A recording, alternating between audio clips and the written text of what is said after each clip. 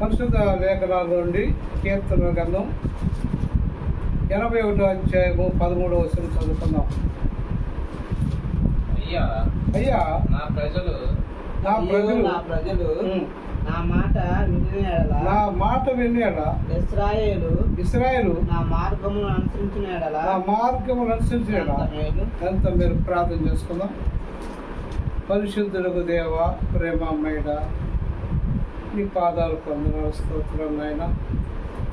చదివిన లేఖన భాగములు, అయ్యో నా ప్రజలు నా మాట విన్నారు, ఇశ్రాయేలు నా మార్గం అనుసరించిన వేళ ఎంత మేలుని నువ్వు సెలవిస్తున్నావు ప్రభా. ఎలా ఉన్నారో, ఎలాంటి పరిస్థితిలో ఉన్నారో నువ్వు చూస్తున్నావని నీ నోట అయ్యో అనే మాట మరి నీ ప్రజల విషయంలో నాయన జ్ఞాపకం చేసుకున్నాం. మేము అలా ఉండకుండా నీకు ఇష్టమైన పిల్లవాటానికి ఈ లేఖనాలు ఉన్న సత్యాన్ని గ్రహించి మాలో ఉండే నాయన పాప నియమాన్ని తీసేసుకొని యథార్థముగా నిన్ను ఆరాధించే కృపను మాకు దయచేయమని యేసయ్య నామములో వేడుచున్నాం తండ్రి. చూడండి, ఇక్కడ దేవుని మాటను మనం గ్రహిస్తే అసలు అయ్యో నా ప్రజలు నా మాట విని ఎడల ఇశ్రాయేలు నా మార్గమును అనుసరించిన ఎడల ఎంత మేలు. చూడండి, అయ్యో అంటున్నాడు. అయ్యో అంటే ఏంటి? ఎక్కడ ఉండాలి ఈ ప్రజలందరూ? అంధకారంలో. ఎక్కడ ఉండాలి? అంధకారంలో. నా ప్రజలు అన్నాడు, ఇశ్రాయేలు నా మార్గం అనుసరించినతో ప్రజలు వింటలేదు, ఇశ్రాయేలు కూడా అనుసరించట్ల. దేవుని మార్గాల్లో ఆయన పరీక్షించినప్పుడు ఏమో లేక ఇవ్వబడ్డాడు. అయ్యో అన్నాడు. అయ్యో, మన జీవితము, మన మార్గము దేవుని సన్నిధిలో యథార్థత కనుగొనకపోతే ఆయన ఒక సాటు అంటాడు, నేను మిమ్మల్ని బట్టి సాటుగా దుఃఖించుస్తున్నాను. ఏం చెప్తాడు? ఎందుకు దుఃఖిస్తున్నాడు? ప్రజలు కానీ ఇశ్రాయేలు కానీ అనుసరించట్లేదు, ప్రభు తప్పారు.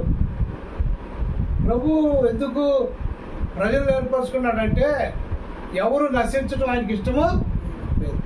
నశించిన దాన్ని ఎతికి రక్షించేవాడు. మరి ఆ రక్షించేవాడు ఎలాంటి మాట మనతో మాట్లాడుతున్నాడు చూస్తే ఒక మాటను వాక్యాలు చదువుకుందాం. ద్వితీయోపదేశ కాండము 5వ అధ్యాయము 29వ వచనం ఒక మాట చదువుకుందాం.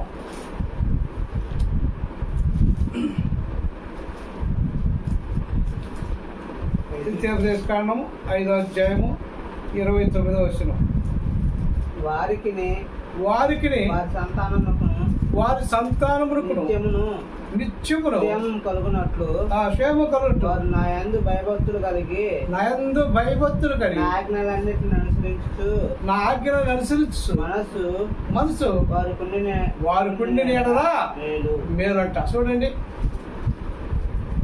ఇశ్రాయేలును వారి పిల్లలను వారును దేవుని మాటలు, దేవుని ఆజ్ఞలు ఆలకించి వాటి ద్వారా నడుచుకుంటాము వారికి మేలంట. అయితే ఇప్పుడు అయ్యో అన్నాడంటే ఇప్పుడు దేవుని మాటలు వింటలేదు, దేవునికి లోబడతలేదు, దేవునికి దూరంగా ఉంటారు. ఎవరు వచ్చేది మనం చెప్పాలి చదవయ్యా ఆ మాట. వారికి వారి సంతానమునకు నిత్యము సాగండి. ఇక్కడ రాడు, వారికి వారి సంతానానికి ఏం కావాలి? నిత్యము క్షేమము. దేవుడు ఎంత గొప్ప ఆదరణ మనకిస్తున్నాడండి. మనకు మన సంతానానికి నిత్యము క్షేమం కలగాలని చూస్తున్నాడు. అయితే మనం దేవుని మాటలు జాగ్రత్తగా వింటున్నామా? ఇప్పుడు కింద ఏమన్నాడు? వారు నా యందు భయభక్తులు కలిగి నా ఆజ్ఞలన్నిటినీ అనుసరించే మనసు వారికి మేలు. అంటే అనుసరించే మనసు ఉండినంటే వీడు సరిగా అనుసరించట్లేదు. ఏంటట? సరిగా అనుసరించలా అని క్షేమము మేలు అన్ని రకాలుగా చెబుతుంటే ఆజ్ఞలు ఆలకించి అనుసరించడం మేలని ప్రభు చెబుతున్నాడు. అందుకన్నాడు, ప్రభు వాక్య సత్యాలు, ప్రభు మార్గాలు ఎంత గొప్పయో ఎలాంటి మనం చూస్తే మన సంతతిని ఆ దేవుని యందు భయము భక్తి కలిగి ఉండాలా. దేవుని యందు భయము భక్తి లేకుండా మన ఇష్టానుసారంగా పోతే ప్రయోజనం ఏమీ లేదు. అందుకని అంటాడు, మీరు ప్రయోజకులై ఉండాలని, దేవుని ప్రేమలో పాతుకొని నిలకడగా ఉండాలని, మీరును మీ పిల్లలను ఆశీర్వాదం పొందాలని నా కట్టడ యందు నా యందు భయము భక్తి కలిగి ఉండు. ఆలకించి దాని ద్వారా నడుచుకునే మనసు మీకుంటే ఏంటి చెప్పుతున్న దాన్ని ఆలకించి దాని ద్వారా నడుచుకుంటాము మీకు మేలు అన్నాడు. చూడండి, దేవుని వాక్యం చూస్తే 32వ అధ్యాయము దాంట్లో మరి 29వ వచనం చదువుకుందాం. 32, 29వ వచనం కూడా చదువుకుందాం. దేవుని వాక్యాన్ని జాగ్రత్తగా మనం వెళ్తాం. వారు జ్ఞానము తెచ్చుకొని దీన్ని తలపోసి తన కడవరి స్థితి యేసించుట మేలు. దేవుడు చక్కగా స్పష్టంగా మాట్లాడుతున్నాడు. వారు విని ఆ యొక్క స్థితిని, కడవరి స్థితిని తలపోసుకోవడం ఎంతో. ఏ స్థితి చెబుతున్నాడు? వీరికి ఇశ్రాయేలుకు అనుసరించే మనసు కలిగి వారి యొక్క గమ్యం ఏంటంటే కడవరి స్థితి ఒకటి ఉంది. ఏమందంట? కడవరి స్థితి. దాన్ని ఏసించుకుంటాం ఎంతో మేలు. చాలా మంది ప్రజలు లోకమును, లోకాశల్ని ఎంచుకుంటారు, లోక పద్ధతిని నడుస్తారు. ప్రభు ఏంటంటే ఇది కాదు, లోకము లోకాశలన్నీ గతించిపోతాయి. కడవరి స్థితి మీరు జ్ఞాపం చేసుకోండి. కడవరి స్థితి ఎవరైతే జ్ఞాపం చేసుకుంటారో వారు దేవుని యందు నమ్మికొచ్చి ఆజ్ఞను గైకుంటూ జాగ్రత్తగా నడుస్తారు. కడవరి స్థితి అంటే ఇక మన జీవితము ముగింపబడుతుంది. ఆ లోకంలో ముగించబడితే అగ్నినారదు, పురుగు సావదు. అదే యేసించుకొని పరీక్షించుకొని దేవుని యందు నడుచుకుంటే నిత్య నిబంధనగా నీవును నీ సంతతిని 1000 తరాల వరకు రక్షిస్తాడు. ఏంటంటే 1000 తరాల వరకు రక్షించేవాడు. నిజమే, ఆ రకంగా రక్షించే దేవుని మాట మనం ఎలా అంటున్నామో చదివే మాటనే. వారు జ్ఞానము తెచ్చుకొని దీన్ని తలపోసి తన కడవరి స్థితి యోచించుట మేలు. ఏం తెచ్చుకోవాలంటే ముందు జ్ఞానము. ఇప్పుడు మానవుడికి ఏం కొదవైందంటే జ్ఞానం కొదవైంది.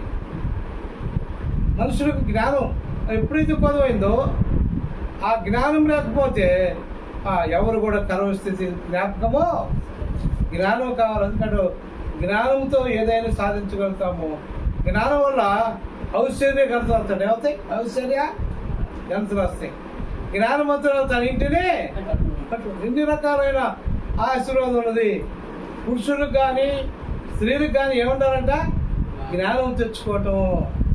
జ్ఞానంలో అయితే జ్ఞానం లేని వారు ఎంతకాలం జ్ఞానం లేకుండా అడుగుడు మీకు ఇవ్వబడు. జ్ఞానం అంటే ఎవరిని కదా? దేవుడిని అడిగితే మనకి ఇవ్వబడుతుంది. దేవుడి ద్వారా మనకు ఆత్మీయ మేలులు కలుగుతా దేవుని సన్నిధిలో ఆశ్చర్యకరంగా మనం బలపడటానికి ఆశీర్వాదమైంది. అందుకనే ఈ ఆశీర్వాదం కోరుకుంటూ ఆదరణ కలుగుతూ దేవుని సన్నిధిలో ఉంటే మన జీవితం జ్ఞానం తెచ్చుకోవాలా. జ్ఞానం తెచ్చుకొని తలపోసుకుంటూ కడవరి స్థితి జ్ఞాపించుకోవాలి. లేదంట కడవరి స్థితి. ఈ కడవరి స్థితి ఎలాంటిది అంటే నమ్ముకున్న వారికి ఆశీర్వాదకరమైంది, నమ్ముకున్న వారికి బహు భయంకరమైన గాఢాంధకారం. అంటే ఇది గాఢాంధకారం. కడవరి స్థితి సోమమైంది కాదు. ఆ రోజున కడవరి స్థితి కాలంలో కొండలు బద్దలు అయ్యి మైనవలే కరిగిపోతాయి.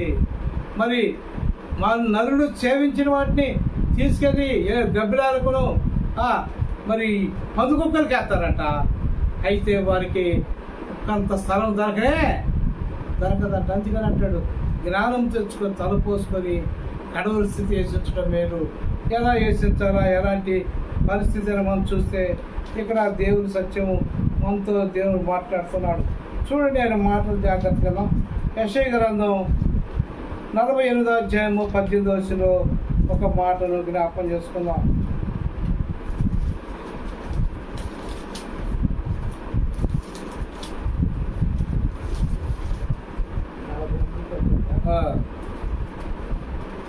నీవు నా ఆజ్ఞలను ఆలకింపవలెనని కోరుచున్నాను. నేను ఎంతో కోరుచున్నాను. ఆలకించిన ఎడల నీ క్షేమం నది వలెను, నీ నీతి సముద్ర తరంగం వలె అన్నాడు. ఆలకించు.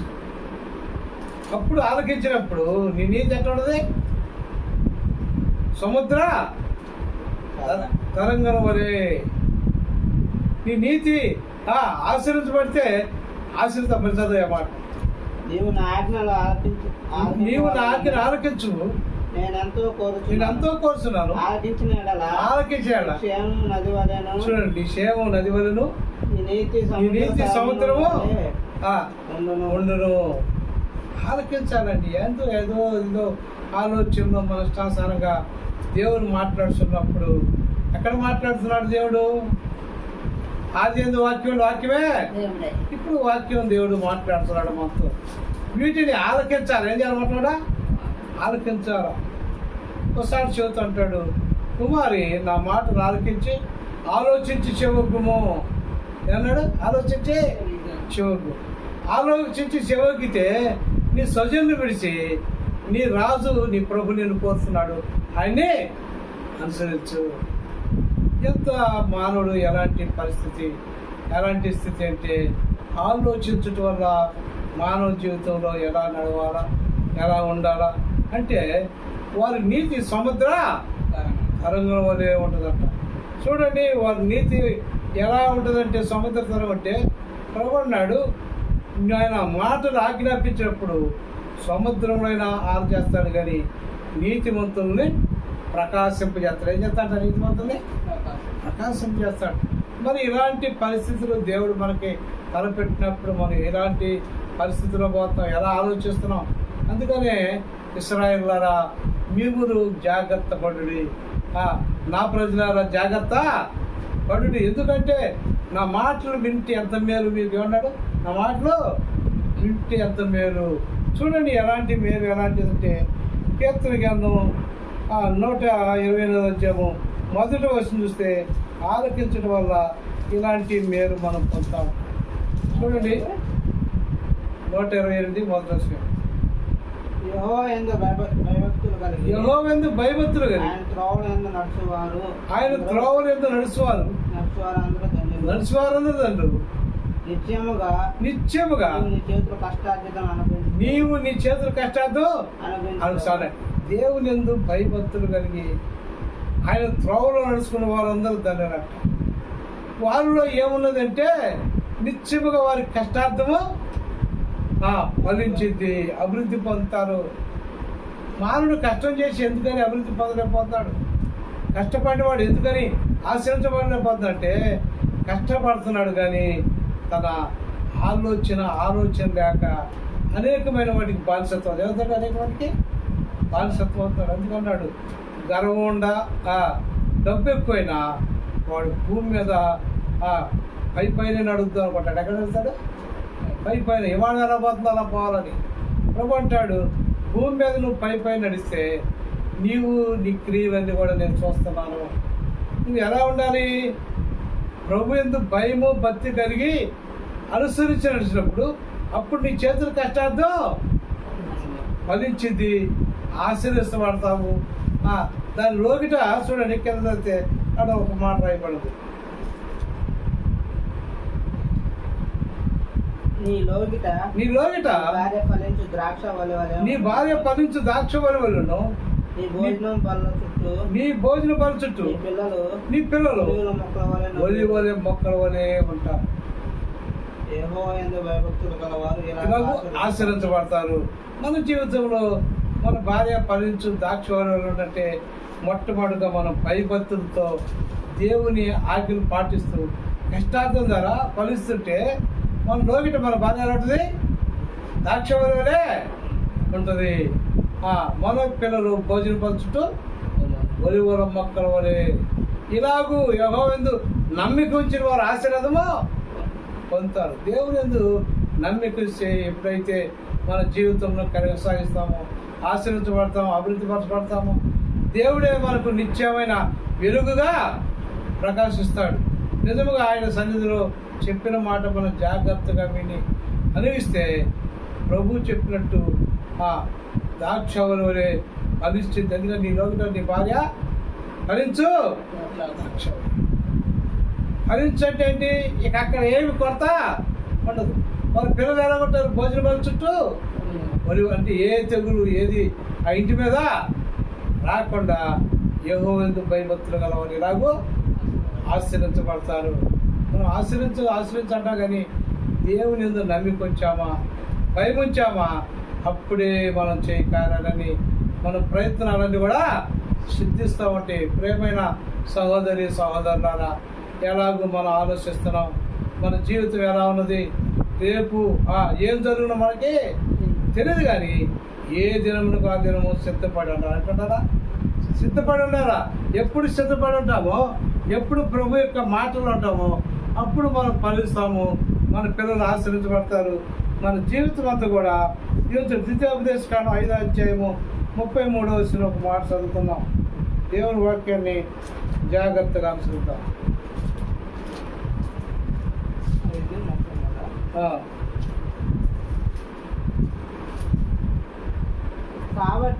కాబట్టి మీరు కుడికే గాని ఎడమకే గాని తిరగక యెహోవా ఆజ్ఞాపించినట్టు చేయుటకు జాగ్రత్త పడాలంట. చూడండి సరస్సు దేవుడు చెబుతున్న మాటలు ఏంటంటే, ఆయన మాటలు విని జాగ్రత్త పడి కుడికైనను ఎడమకైనా తొలగకుండా చక్కగా జాగ్రత్తగా పోవాలి. మన జీవితంలో జాగ్రత్తగా మాట్లాడితే నడవకుండా అటు ఇటు చూస్తాం. ఎవరు అటు ఇటు చూస్తే ప్రభు అన్నాడు, బొగుడాకోలే ఉంటావు, గాలికి కొట్టుకొని పోతాం. ఎవరు గాలికి. అందుకనే ప్రభు సాట మాట్లాడుతుంటాడు, ఆదరణ లేక గాలివాన చేత కొట్టబడిందానా, నీరాంజనములతో నేను కడతాను, నీ కోట గుమ్మములు కడతాను, ఇదిగో పాడైన ఎడారైన స్థలమని నక్కలు ప్రవేశించనుకున్నావు. కానీ అది దేవుని పర్వతం వలె నిన్ను ఆశ్రయిస్తాను అన్నాడు. ఏమన్నాడు? దేవుని ఎందుకు ఆశ్రయిస్తానంటే, ఇవి గాలివాన కొట్టబడినాక తన హృదయాన్ని దేవుడి చుట్టూ తిరిగి వెంటనే మొరపెట్టుకుంటా ఉన్నది. అప్పుడు అన్నాడు, గాలివానకి చెదరగొట్టబడిందని నిన్ను నేను కడతాను. ఎలా కడతాడు? నీలాంజనములతో ప్రభు కడుతున్నాడు. ఎందుకు కడుతున్నాడంటే, అటు ఇటు ఉన్నప్పుడు రేపబడింది, పట్టబడింది. ఇప్పుడు ప్రభు ఇప్పుడు చూసేటానికి ఆయన కట్టడానికి తీర్మానం చేశాడు. ఎవరైనా సరే, ఎలాంటి వారైనా మనం అటు ఇటు చూడకుండా దేవుని వైపు చూస్తే మనం కట్టబడతాము. మన క్షేమం నది వలె ఉంటుంది, మన నీతి సముద్ర తరంగం వలె ఉంటుంది. మరి మనం అలాంటి పరిస్థితులు, అలాంటి స్థితిలో మనం ఉండాలంటే ప్రభుని యేసుంచుకోవటం ఎంతో గొప్ప మేలు. ఎంత మేలు యేసు చెంతనా ఆ మేలు అనేది, సత్యం అనేది కలిగి ఉండటం వల్ల దేవుడు మనలో నివసించడానికి ఆధారమైంది. అందుకనే ప్రభు అంటాడు, నా ఆజ్ఞను పాటిస్తే నేను వారిలో ఉంటాను, నన్ను ఎతుకుతే వారి పిల్లలు వాళ్ళు అంటుకట్టబడతారు. ఏమంటారంట? అంటుకట్టబడతారు. ఈ యొక్క పరిస్థితిని మనం చూసినప్పుడు, ఇలాగూ మనం సాగినప్పుడు ప్రభు మన మార్గాలు ఎలా తెలియజేస్తున్నాడు, ఎలాగూ ఆశ్రయించబడుతున్నాం చూస్తే యెషయా గ్రంథం 42వ అధ్యాయము 24వ వచనం ఒక మాట చదువుకుందాం.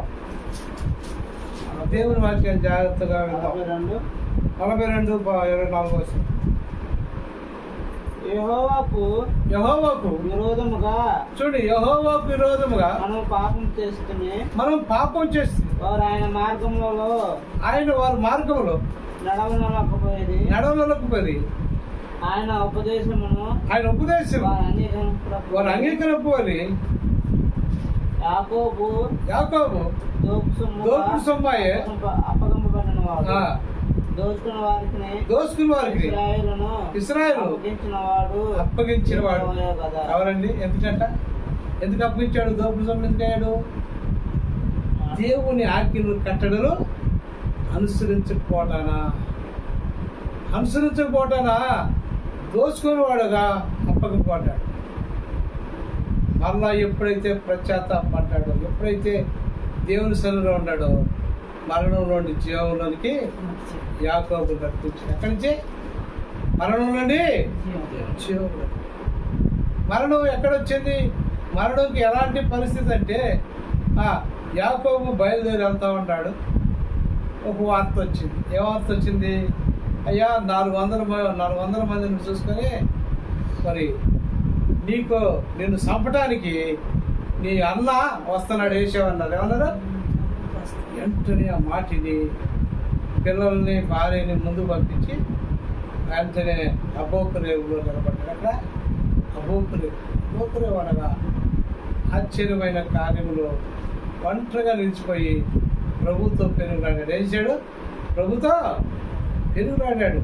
ప్రభా, నేను అడ్డు తప్పుకున్న ఆజ్ఞను నేను మర్చిపోయినయ్యా, దయతో నన్ను మన్నించని ఎప్పుడైతే మొరపెట్టాడో, ప్రభు అన్నాడు, నన్ను విడిచిపెట్టు, నేను వెళ్ళాలన్నాడు. లేదయ్యా, నువ్వు దీవిస్తేనే అది అంటాడు. అప్పుడు అంటాడు, నేను దీవించాను, యాకోబు కాదు కానీ ఇశ్రాయేలుగా మార్చానని వెళ్ళాడు. ఇక్కడ మీ తమ్ముడిని మీ అన్న నిన్నేం చేయడం చెప్పరా? ఈయనకి ఇంకా భయం ఉంది. ఏమని చెప్పు? భయం. చూడండి, ఎందుకంటే మంచి వీరుగాడు. ఎవరంటే వాడు దూరానున్న గారు పట్టగలిగిన వాడు అట. దూరానున్న గారి తుప్పిని చెక్కని దూరం సూటిగా పట్టగలిగిన వాడు. అతని దగ్గర నేను నిలవలేనని భయభక్తులు తెలిసి అంటే కొంత తనకున్నట్లు ఈ గొర్రెలు కానీ ఒడ్లు కానీ తనకు కలిగిన అంత కూడా వెళ్ళాడు. ఇలాగూ ఆ సొమ్మంతా కూడా దోపిడి సొమ్ము అయ్యి ఎవరికి వెళ్ళింది? ఏషా వద్దన్నాడు. అయినా ఇంటికి ఒప్పుకోరా.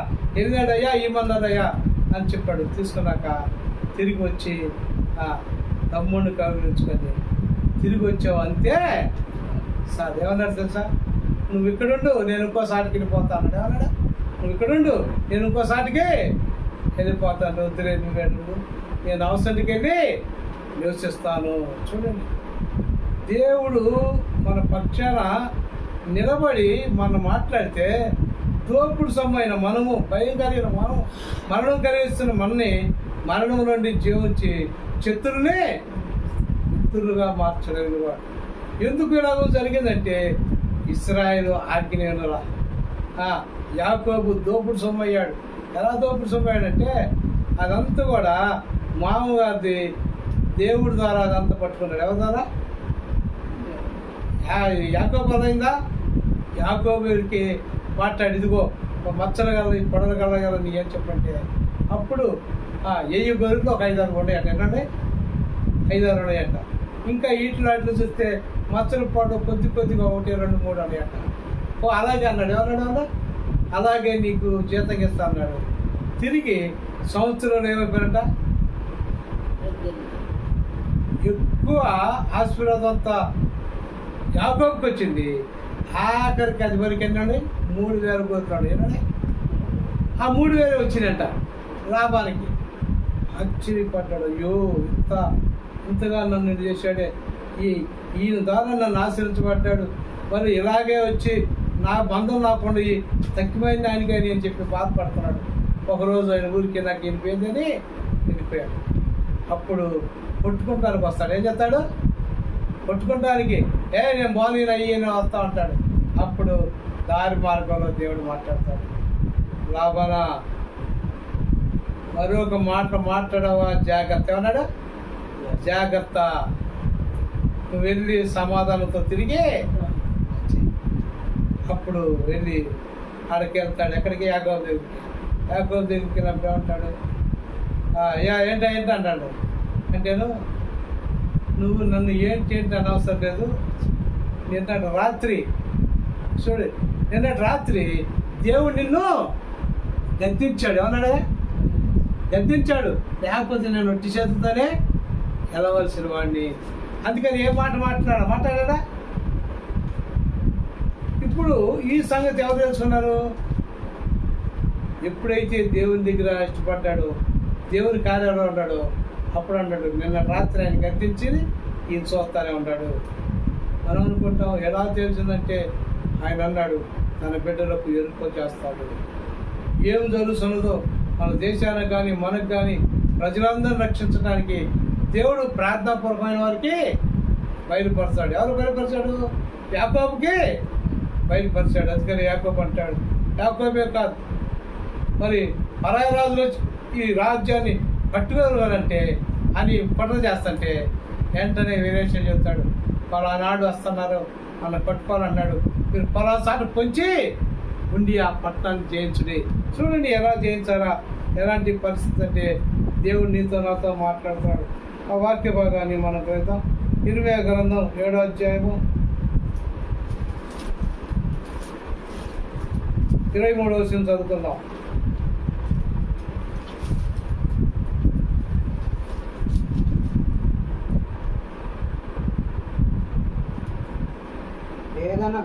ఏదనగా నా మాటలు మీరు అంగీకరించిన నేను మీకు దేవుడై ఉందును, నేను నీకు దేవుడై ఉందును, నాకు జనుడై ఉందురు. ఏం చేసినప్పుడు మీకు క్షేమం కలుగునట్లు మీకు క్షేమం కలుగునట్లు నేను మీకు ఆజ్ఞాపిస్తున్న మార్గం నేను ఆజ్ఞాపిస్తున్న మార్గంలో నడుచుకోండి. ఏం కలిగింది? దేవుడు ఆజ్ఞాపిస్తున్న మార్గం అంటే క్షేమం కలిగింది. అంటే ఏం కలిగింది? క్షేమము. మరి నీకు క్షేమం ఉందా? ఈ మార్గాల్లో ఉందా? ఉండొచ్చు. దాన్ని ధనరాశులుండా మేడ మిత్రులుండా ప్రభు ఎందుకు లేకపోతే మేలు కలగనే కలగదు. ఎందుకన్నాడు?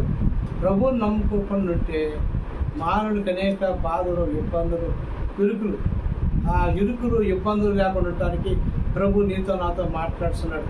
ఆయన మాటలు సత్యాలు ఎప్పుడు మనం గ్రహిస్తాం? మొదటిదయ్యే మాట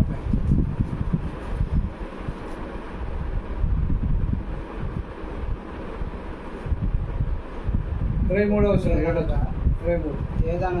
ఏదనగా నా మాటలు మీరు అంగీకరించిన ఎడల ఏదనగా నా మాటలు మీరు అంగీకరించిన నేను మీకు దేవుడై ఉందును, మీరు నాకు జనులై ఉంటారు, మీకు క్షేమం కలుగునట్లు నేను ఆజ్ఞాపిస్తున్నా మార్గం అంతటే మీరు నడుచుకోండి.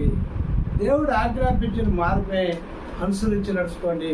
ఇలాగూ అనుసరించి నడిస్తే ఎలాంటి అభ్యంతరాలు ఆటంకాలు ఉండవు. ఎలాగూ మీరు దోపుడు సొమ్ము కాదు, దేవుని ప్రజలై ఉంటారు. ఎందుకు ఇలా జరిగిందంటే యాకోబు ఎందుకు దోచుకోబడ్డాడంటే యాకోబు దేవుని నిబంధన మర్చిపోయాడు. ఏం చేశాడు? దేవుని నిబంధన ఏం మర్చిపోయాడు? యాకోబు ఏం మర్చిపోయాడు? వచ్చేటప్పుడు అన్నాడు, అయ్యా ఈ నిలబెట్టిన రాయి దేవుని మందిరము కట్టిస్తాను. మర్చిపోయాడు. అంతా ఉండేది, సగం ఉండేది. ఈమె ఇక్కడ తీసుకుంటే అప్పుడు ఈమె చనిపోయినాక, ఎవరు రాహేలు చనిపోయినాక అప్పుడు దేవుడు మాట్లాడతాడు. ఎవరు తెలుసా?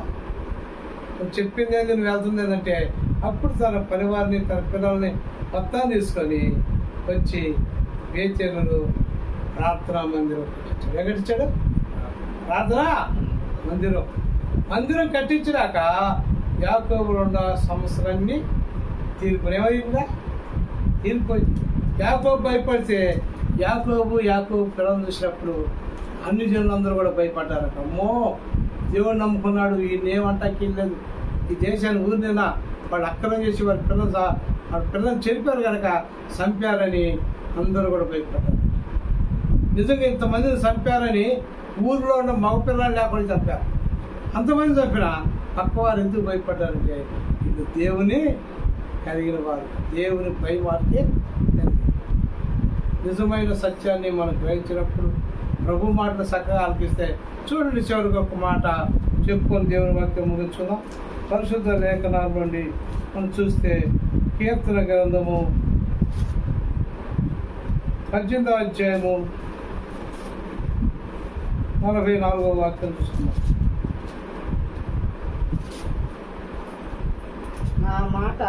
నా మాట చెవిన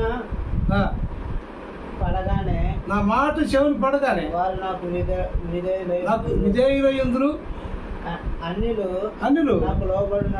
నాకు లోబడినట్టు నటించుదురు. అన్యులు నిస్త్రాణము గలవారై విస్తారం వారై వణుకుచు తమ దుర్మార్గములను విడిచి వచ్చుదురు. యెహోవా జీవము గలవాడని నా ఆశ్రయ దుర్గమైన వాడు స్తోత్రాలు నా రక్షణకర్త అయిన దేవుడు బహుగా స్తుతినందును గాక. చూడండి, అన్ని జనులందరూ కూడా తిరిగి వచ్చారు. దేవుడు తెలుసుకొని రక్షణకర్త అని దేవుడు అంటే ఎవరైనా రక్షణకర్త అయిన దేవుడు. ఇటు ఇశ్రాయేలు మారారు, అన్ని జనులు మారారు, అందరూ కూడా దేవుని సన్నిధిలో ఆశ్రయించబడ్డాడు. మనం పాడతాం, ఆశీర్వదింతం దేవా ఆదరణ నీవే ప్రభువా, ఆశీర్వదింతం దేవా ఆదరణ నీవే ప్రభువా.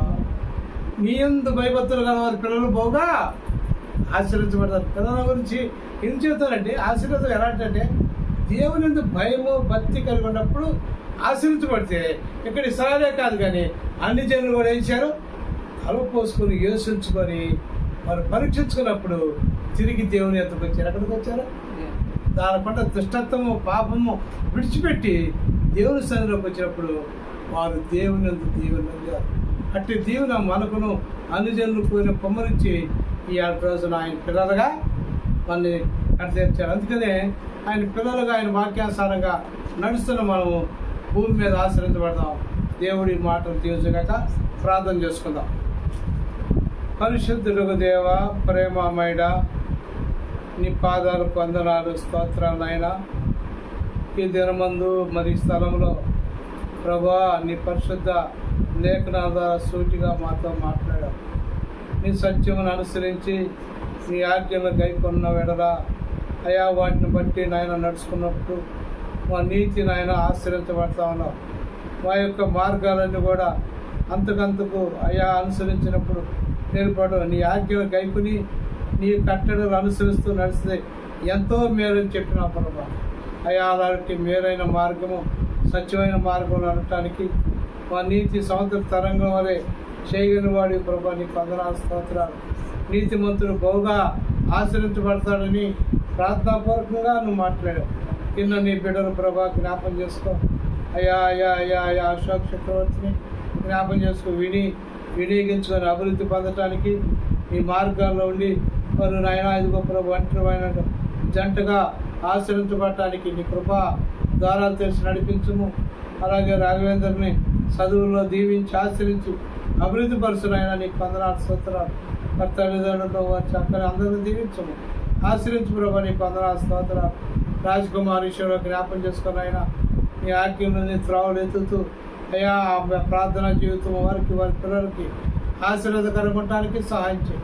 లోపలికి వచ్చినప్పుడు ఎడపలికి వెళ్ళినప్పుడు దీవించబడటానికి అయోగ్య నన్నును నా కుటుంబాన్ని నా పిల్లలు కూడా ఆశ్రయించము. సంఘాన్ని ప్రజలందరూ కూడా ఆశ్రయించము. ఈ రాత్రి సమయంలో మాతో మాట్లాడిన ప్రతి మాట విరిగిపోని వారు ఇంటివారు వీళ్ళందరూ దీవించబడి ఆశ్రయించబడి నీ మహిమలో అయ్యా దీవం పట్టడానికి సహాయం చేయి.